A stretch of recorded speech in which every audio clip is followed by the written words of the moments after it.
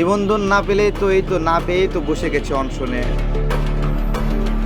রাজনীতির মাঠে নানা আলোচনা, প্রচার আর প্রত্যাশার কেন্দ্রবিন্দু ছিলেন আমজনতা দলের প্রার্থী মোহাম্মদ তারেক রহমান। অনেকেই ভেবেছিলেন পরিচিতি ও আলোচনার জোরে তিনি উল্লেখযোগ্য ভোট পাবেন, কিন্তু ভোটের ফল প্রকাশের পর দেখা গেল সেই প্রত্যাশার জায়গায় এসেছে প্রায় শূন্যের মতো ফলাফল।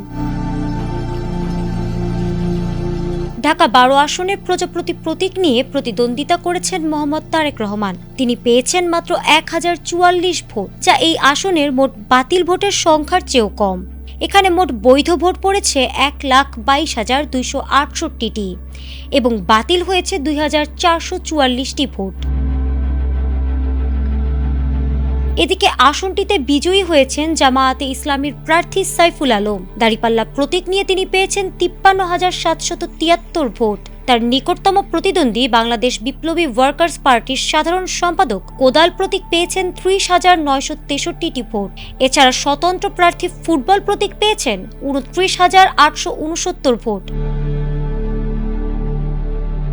ঢাকা 12 আসনে মোট ভোটার সংখ্যা 3,33,320 জন। এর মধ্যে পুরুষ ভোটার 1,74,349 এবং নারী ভোটার 1,58,968 জন।